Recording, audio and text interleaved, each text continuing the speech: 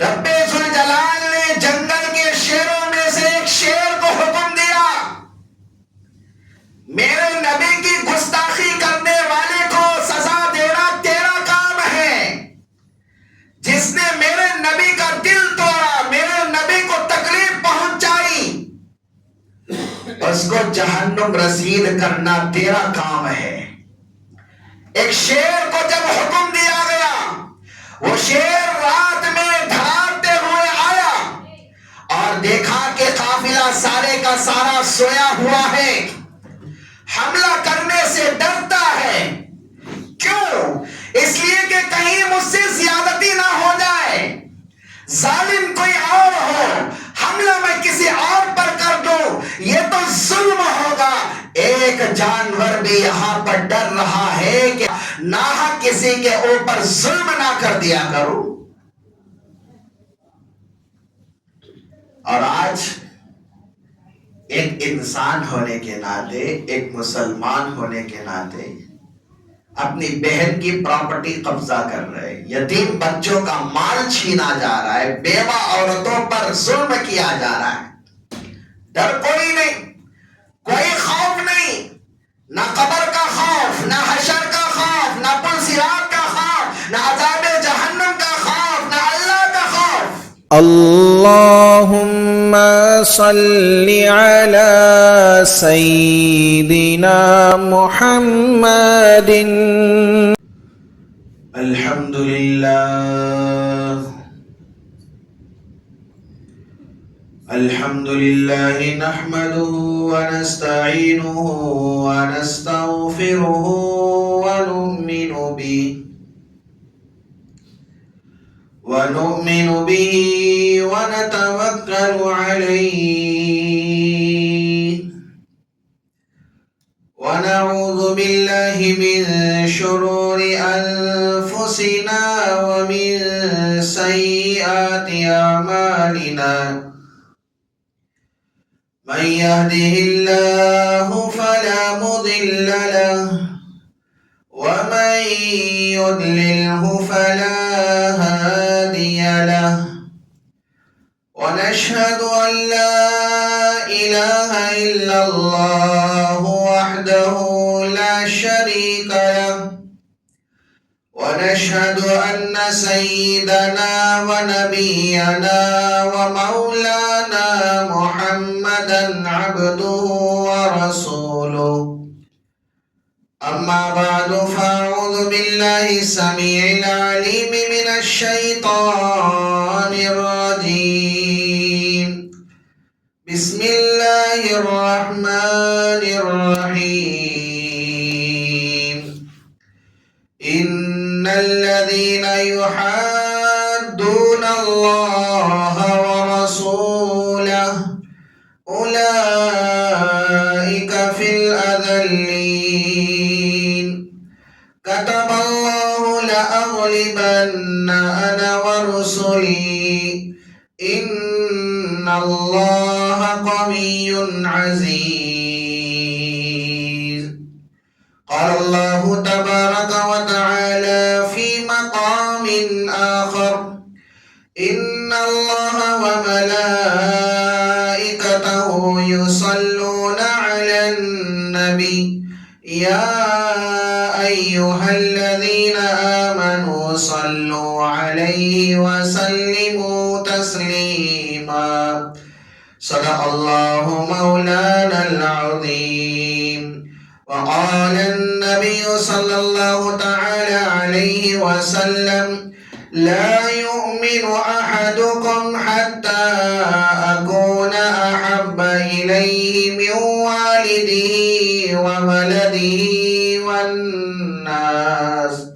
والناس أجمعين، أو كما قال النبي صلى الله تعالى عليه وسلم، رب اشرح لي صدري ويسر لي أمري واحلل عقدة من لساني يفقه قولي، اللهم صل على محمد وعلى آل محمد كما صليت على إبراهيم وعلى آل إبراهيم إنك حميد مجيد اللهم بارك على محمد وعلى آل محمد كما باركت على إبراهيم وعلى آل إبراهيم إنك حميد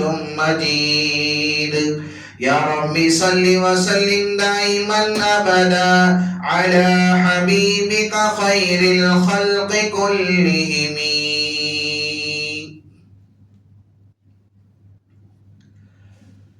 معزز سامعین کرام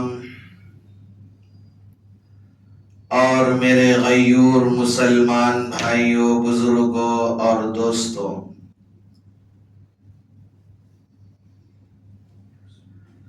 میرے اور آپ کے آقا جناب محمد عربی صلی اللہ علیہ وسلم خاتم النبیین ہیں۔ اللہ کے نبی صلی اللہ علیہ وسلم کے بعد کوئی نبی آنے والا نہیں ہے۔ اللہ رب العزت نے پیارے آقا حضرت محمد مصطفیٰ صلی اللہ علیہ وسلم کو ہر چیز اعلیٰ عطا فرمائی ہے۔ ساری دنیا میں حضرت آدم علیہ السلام سے لے کر قیامت تک جتنے انسان آئیں گے، ان تمام انسانوں میں سب سے زیادہ حسین اور خوبصورت وہ میرے اور آپ کے آقا محمد عربی صلی اللہ علیہ وسلم کی ذات اقدس ہے۔ ساری انسانیت کی خوبصورتی ایک طرف رکھ دی جائے اور میرے اور آپ کے آقا جناب محمد عربی صلی اللہ علیہ وسلم کی خوبصورتی دوسری طرف رکھی جائے تو پیارے آقا صلی اللہ علیہ وسلم کی خوبصورتی اور ان کے حسن کا مقابلہ ساری دنیا کی خوبصورتی مل کر بھی نہیں کر سکتا ہے۔ اللہ رب العزت نے چاند میں بھی اتنی خوبصورتی نہیں رکھی جتنی خوبصورتی ہمارے سردار حضرت محمد مصطفیٰ صلی اللہ علیہ وسلم کو عطا فرمائی ہے۔ حضرت جابر بن سمرہ رضی اللہ تعالی عنہ فرماتے ہیں، ترمذی کی روایت ہے، ایک مرتبہ چاندنی رات میں بیٹھا ہوا تھا، اللہ کے نبی صلی اللہ علیہ وسلم سامنے بیٹھے ہوئے تھے، میں چاند کو دیکھتا اور پھر نبی کے چہرے کو دیکھتا اور پھر چاند کو دیکھتا، نبی کے چہرے کو دیکھتا، خدا کی قسم مجھے جو خوبصورتی نبی کے چہرے میں نظر آئی وہ خوبصورتی چاند میں بھی نظر نہیں آئی۔ اللہ تعالیٰ نے سب سے زیادہ حسین اپنے حبیب حضرت محمد مصطفیٰ صلی اللہ علیہ وسلم کو بنایا ہے۔ اللہ کے نبی صلی اللہ علیہ وسلم کی ہر ادا نرالی، جو چیز اللہ نے پیارے نبی کو عطا فرمائی ہے ہر چیز اعلیٰ ہے۔ خاندان عطا فرمایا، خاندان سب سے اعلیٰ۔ جس شہر میں نبی کو پیدا فرمایا گیا سب سے اعلیٰ۔ جس زمین پر نبی آئے وہ زمین سب سے اعلیٰ۔ اللہ کے نبی صلی اللہ علیہ وسلم کو جو جسم عطا فرمایا گیا سب سے اعلیٰ، آنکھ اعلیٰ، پلکیں اعلیٰ، بال اعلیٰ، کان اعلیٰ، ناک اعلیٰ، زبان اعلیٰ، ہاتھ اعلیٰ، ہر چیز، ہر عضو جو اللہ رب العزت نے پیارے آقا حضرت محمد مصطفیٰ صلی اللہ علیہ وسلم کو عطا فرمائے ہیں، ہر عضو اعلیٰ ہے۔ جو خاندان نبی کو عطا فرمایا وہ خاندان میں اعلیٰ، جو گھرانہ اللہ کے نبی کو عطا فرمایا وہ گھرانہ بھی نرالا۔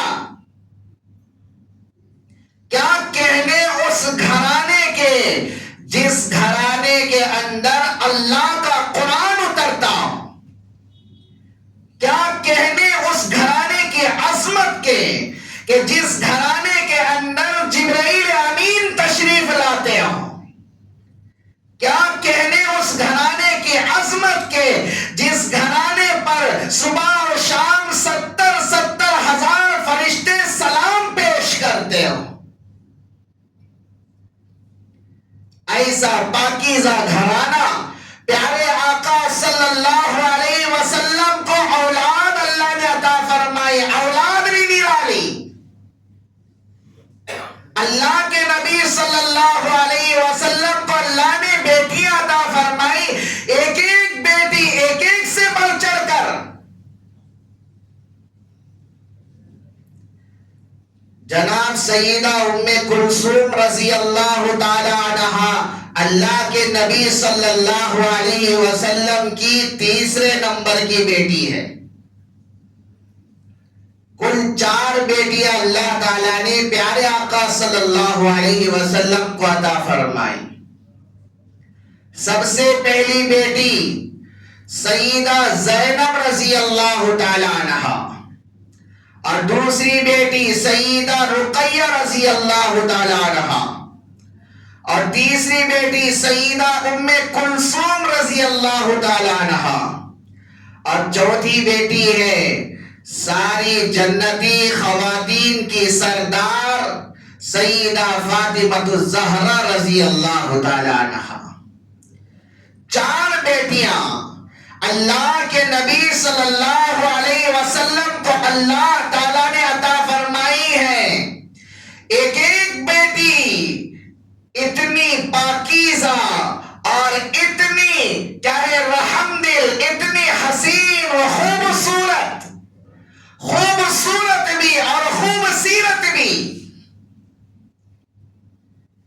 دنیا کی بیٹیاں کوئی کسی بادشاہ کی بیٹی ہوگی، کوئی حکمران کی بیٹی، کوئی مالدار کی بیٹی، کوئی عالم کی بیٹی، کوئی مفتی کی بیٹی، کوئی علامہ کی بیٹی، کوئی کسی اللہ والے کی بیٹی، کوئی قطب کی بیٹی، کوئی ابدال کی بیٹی ہوگی، لیکن سیدہ ام کلثوم رضی اللہ تعالی عنہا امام الانبیاء علیہ السلام کی بیٹی ہے۔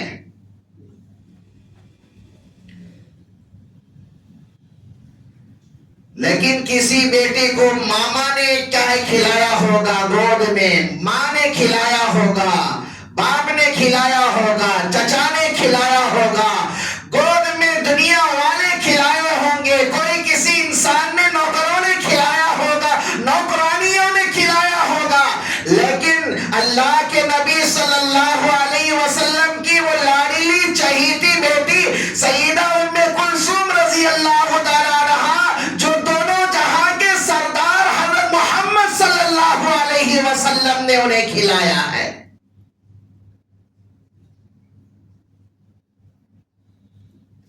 پیار و محبت کسی بیٹی کو ماں نے دیا ہوگا، کسی کو باپ نے دیا ہوگا، کسی کو ماما نے دیا ہوگا، کسی کو بھائی نے دیا ہوگا، کسی کو چچا نے دیا ہوگا، کسی کو رشتہ داروں نے دیا ہوگا، کسی کو باپ نے ماتھے پر بوسہ دیا ہوگا۔ قربان جاؤ سیدہ ام کلثوم رضی اللہ تعالی عنہا پر، جس کو لاکھوں مرتبہ امام الانبیاء جناب محمد عربی صلی اللہ علیہ وسلم نے بوسے دیے ہوں۔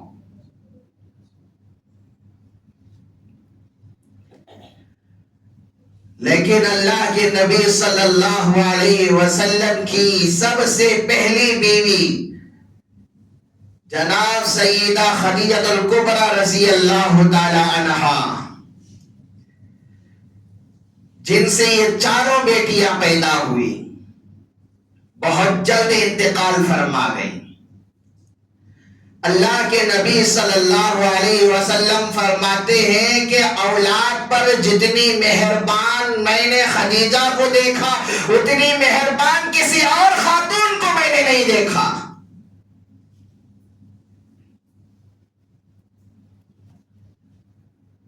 اللہ کے رسول صلی اللہ علیہ وسلم نے اپنی دو بیٹیوں کے نکاح ابو لہب کے دو بچوں سے کر دیے۔ نبوت سے پہلے کا واقعہ، ابو لہب اللہ کے نبی صلی اللہ علیہ وسلم کے چچا ہیں۔ نبی کی ولادت کی جب خبر سنی تو اس خوشی میں باندیوں کو، لونڈیوں کو آزاد کیا تھا، مٹھائی تقسیم کیا تھا۔ اس کے دو بیٹوں سے اللہ کے نبی صلی اللہ علیہ وسلم نے اپنے دو بچیوں کے نکاح کروائے۔ اعلان نبوت جب ہوا، اللہ کے نبی صلی اللہ علیہ وسلم کو رب ذوالجلال نے نبوت جب عطا فرمائی، پیارے آقا صلی اللہ علیہ وسلم فاران کی چوٹی پر کھڑے ہو کر سارے مکہ والوں کو اعلان کیے، یا صباحا یا صباحا۔ سارے کے سارے لوگ اکٹھے ہو گئے۔ اس وقت اللہ کے نبی صلی اللہ علیہ وسلم نے سب سے پہلے اپنے آپ کو پیش کیا کہ بتاؤ میں تمہاری نظر میں کیسا ہوں، تمہارے ساتھ میں نے زندگی بسر کی ہے، تمہارے ساتھ میں نے زندگی گزاری ہے، بتاؤ مجھے تم کیسے جانتے ہو؟ اگر میں یہ کہہ دوں کہ ایک جماعت، ایک لشکر تم پر حملہ کرنے والا ہے تو تم کیا کہو گے؟ سب نے کہا آج تک ہم نے آپ کی زبان سے کوئی جھوٹ نہیں سنا ہے، آپ تو سچے ہیں، امین ہیں۔ تو اللہ کے نبی صلی اللہ علیہ وسلم نے اللہ رب العزت کا حکم اور توحید کو سامنے رکھا، یا ایھا الناس، اے لوگوں، قولوا لا الہ الا اللہ، کہہ دو کہ اللہ رب العزت کے سوا کوئی عبادت کے لائق نہیں ہے، مشکل کشا وہی ہے، حاجت روا وہی ہے، وحدہ لا شریک وہی ہے، اس کا کوئی ہادی نہیں ہے، اس کا کوئی ہمسر نہیں ہے، سب کچھ کرنے والی ذات صرف اللہ رب العزت کی ہے۔ اگر تم یہ کہہ لو گے تو کامیاب ہو جاؤ گے۔ جب یہ ندا اللہ کے نبی صلی اللہ علیہ وسلم نے لگائی تو اس وقت جو چچا نبی کی ولادت پر اتنا خوش ہو کر باندیوں کو، لونڈیوں کو آزاد کیا تھا، مٹھائی اس نے تقسیم کی تھی، وہی چچا ابو لہب سب سے پہلے پتھر اٹھا کر پیارے آقا صلی اللہ علیہ وسلم کو دے مارا۔ جب نبی کو پتھر مارا تو اللہ رب العزت نے فوری طور پر آیات اتاری، تبت یدا ابی لہب، ابو لہب کے دونوں ہاتھ ٹوٹ جائیں۔ اللہ رب العزت نے پوری سورت نازل فرما دی، لیکن جب یہ بات سنا کہ میرے حق میں آیت اتری ہے تو وہ ڈر کے مارے اپنے بچوں کو بلایا اور بچوں کو بلا کر کہا کہ دیکھو، اگر تم مجھے باپ مانتے ہو، میں تمہارا باپ ہوں، تمہارے ساتھ میں اچھا سلوک کروں، تمہارے ساتھ میں رہوں، تو یہ اگر تم چاہتے ہو تو فوری طور پر اللہ کے نبی صلی اللہ علیہ وسلم کے دونوں بیٹیوں کو طلاق دے کے آ جاؤ۔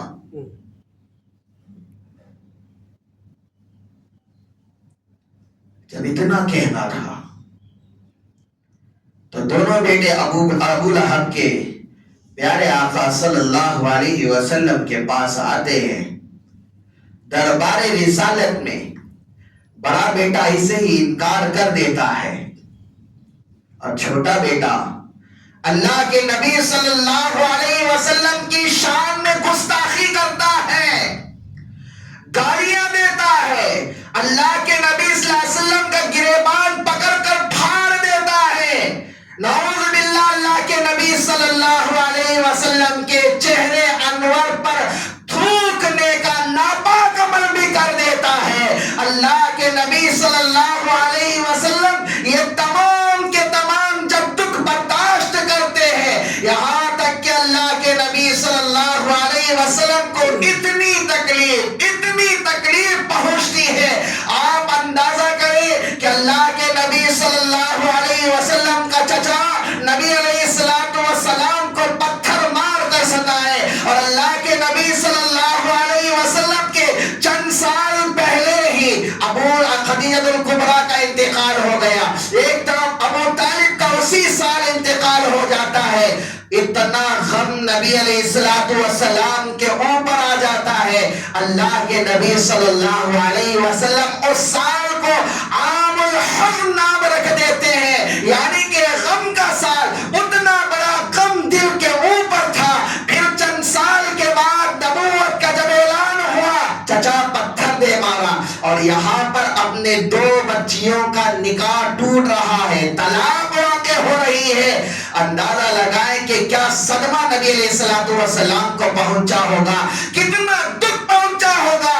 اللہ کے نبی صلی اللہ علیہ وسلم اس دکھ کو برداشت نہیں کر پائے، اپنے ہاتھ اٹھایا آسمان کی طرف اور دعا کی، بد دعا کی، یا اللہ اس آدمی پر اپنے کتوں میں سے یہ کتے کو مسلط کر دینا، یا اپنے شیروں میں سے ایک شیر کو مسلط کر دینا. پیارے آقا صلی اللہ علیہ وسلم نے جب یہ بد دعا کی، یہ بات ابو لہب کو پہنچ گئی کہ اللہ کے نبی نے میرے بیٹے کے حق میں بد دعا کر دی ہے.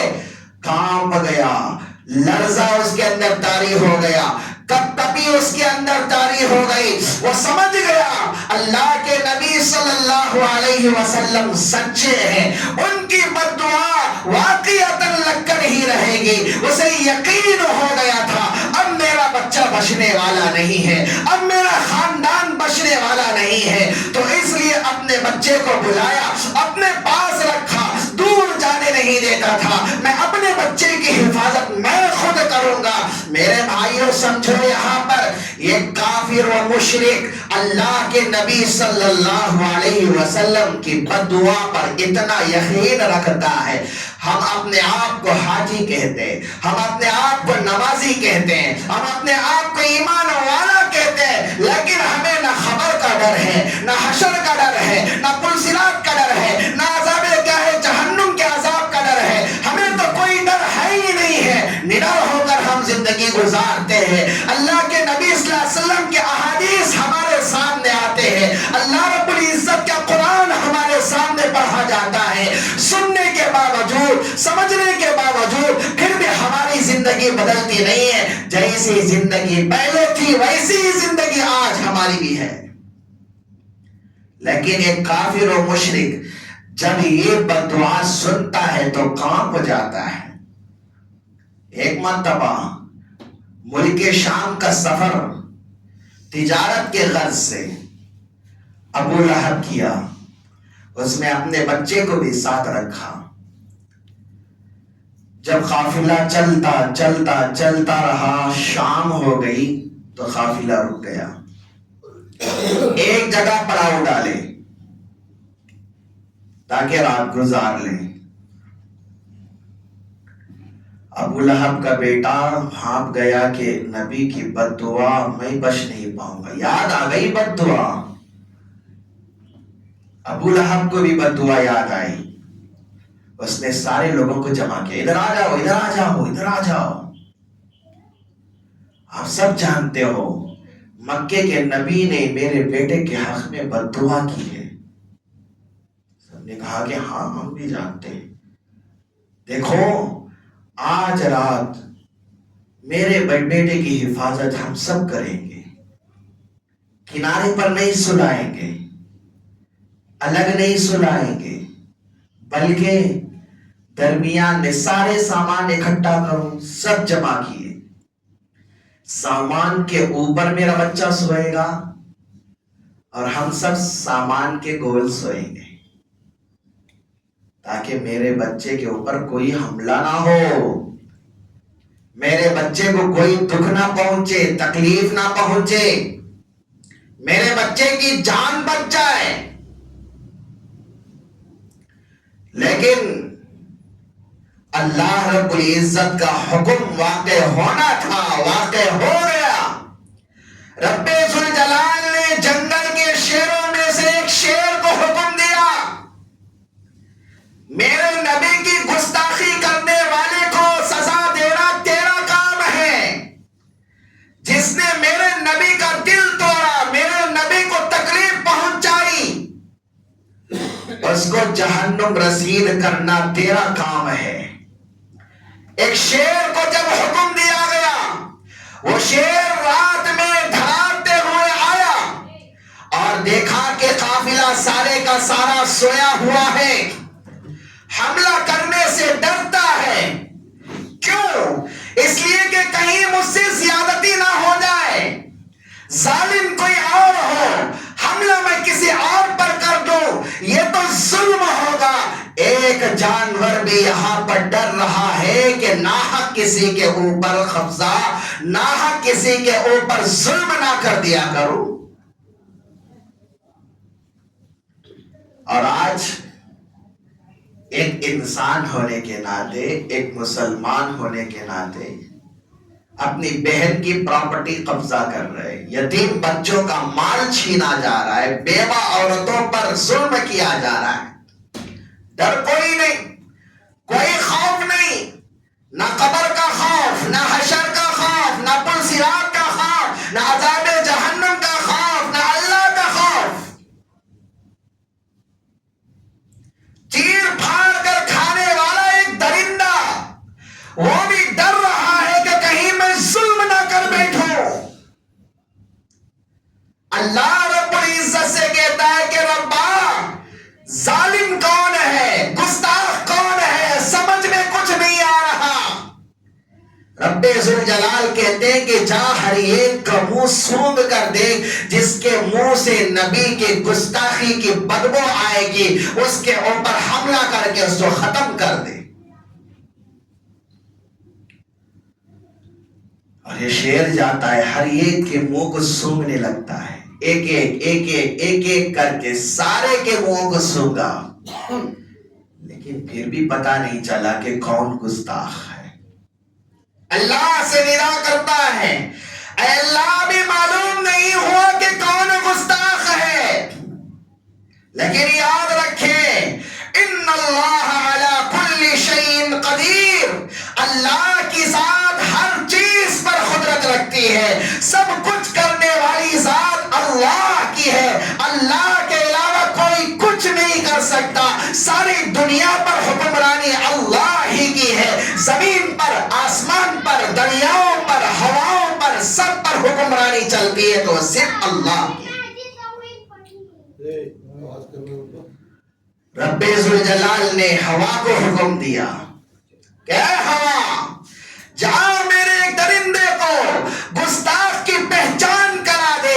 ہوا جب چلنے لگتی ہے تو گستاخی کی بو جب پھیلتی ہے تو اسی وقت ایک شیر اڑتا ہے، چھلانگ مار کر وہ ابو لہب کے بیٹے کو چیر پھاڑ کر ختم کر دیتا ہے۔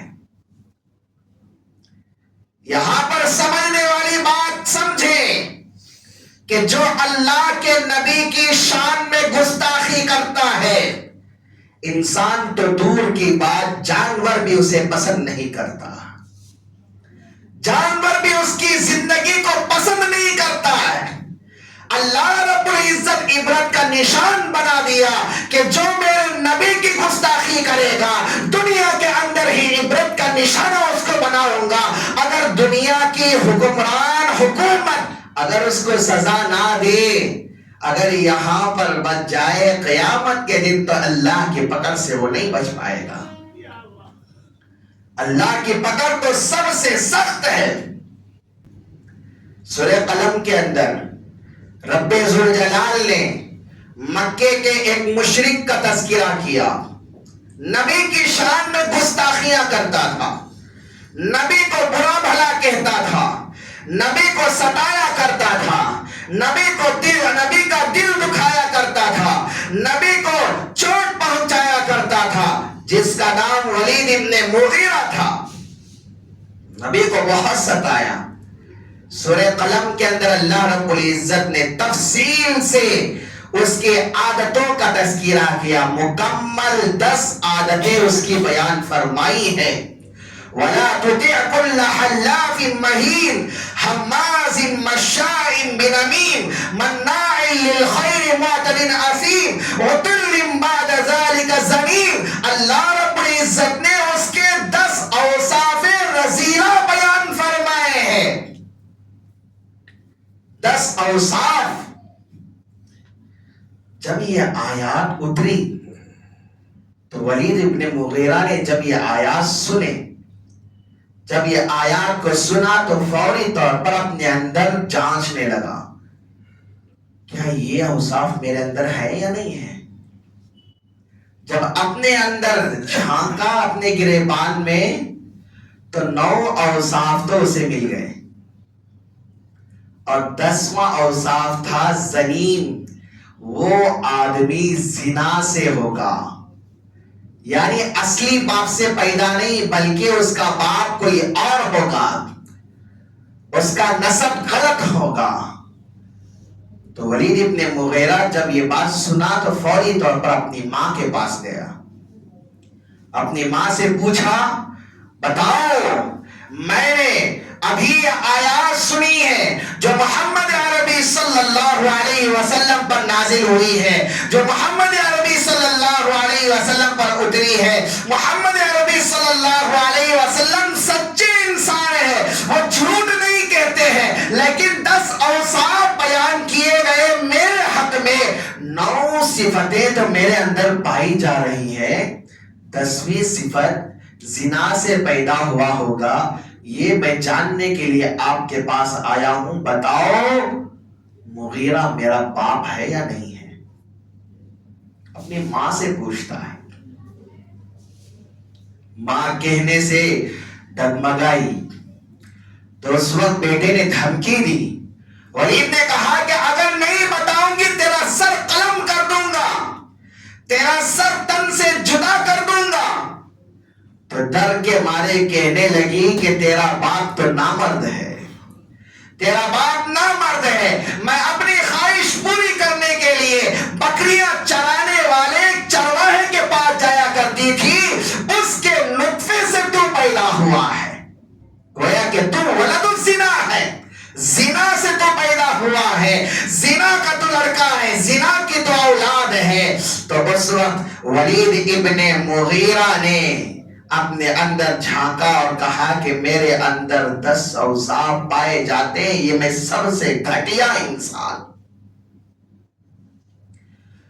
تو علماء کرام نے لکھا ہے کہ جو کوئی آدمی اللہ کے نبی صلی اللہ علیہ وسلم پر 1 مرتبہ درود شریف پڑھتا ہے تو اللہ رب العزت کی طرف سے 10 رحمتیں اس پر نازل ہوتی ہیں. کتنی؟ 10 رحمتیں اللہ تعالیٰ اس پر نازل فرماتے ہیں. جو کوئی آدمی نبی کی شان میں 1 گستاخی کرتا ہے تو اللہ کی طرف سے 10 لعنتیں اس کے اوپر برستی ہیں. کیوں؟ اس لیے کہ گستاخ کے حق میں اللہ رب العزت نے 10 اوصاف اس کے بیان فرمائے ہیں. اس اعتبار سے جو کوئی بھی اللہ کے نبی کی شان میں گستاخی کرے گا اللہ رب العزت اس پر 10 لعنتیں نازل فرمائے. اور آج دیکھیں ہندوستان میں اللہ کے نبی صلی اللہ علیہ وسلم کی شان میں گستاخیاں کی جا رہی ہیں. مسلمان جس کے دل کے اندر اور خون کے قطرے قطرے میں نبی کی محبت بسی ہوئی ہے، نبی سے عشق جس کے دل کے اندر خون کے قطرے قطرے کے اندر بسا ہوا ہے، لیکن صبر کے ساتھ وہ احتجاج بھی کر رہا ہے، صبر کے ساتھ اپنے آپ کو کنٹرول میں رکھتے ہوئے حکومت سے یہ مطالبہ بھی کر رہا ہے کہ گستاخ رسول کی سزا ضروری ہے، دینی چاہیے۔ لیکن میرے بھائیوں، ہمارے لیے آج کے اس پرفتن دور میں یہ سبق ہمیں لینا چاہیے، وہ سبق یہ ہے کہ نبی سے محبت، نبی سے عشق صرف زبانی طور پر نہیں ہے، عملی طور پر بھی ہمارے اندر آنا ہے۔ سر کے بال سے لے کر پیر کے ناخن تک ہماری پوری زندگی نبی سے عشق والی، نبی سے محبتوں والی، اور نبی کا آئیڈیل اپنے آپ کو ہم بنانا ہے۔ نبی کو جب تک ہم آئیڈیل نہیں بنائیں گے، ہماری زندگی کامیاب و کامران نہیں ہو سکتی۔ تو اس لیے سب ساتھی ارادہ کریں کہ انشاءاللہ العزیز نبی علیہ السلام کی ایک ایک سنت کو جان جان کر اپنی زندگی میں لانے کی ہم ضرور کوشش کیا کریں گے۔ نبی علیہ السلام کی ایک ایک سنت پر دل و جان سے ہم عمل کیا کریں گے۔ اللہ تعالیٰ سے دعا ہو کہ اللہ تعالیٰ جو کچھ کہا اور سنا گیا ان باتوں پر سب سے پہلے کہنے والے کو عمل کی توفیق عطا فرمائے۔ اللہ تعالیٰ ہم تمام کو عمل پیرا بنائے۔ آمین وآخر دعوانا ان الحمدللہ رب العالمین۔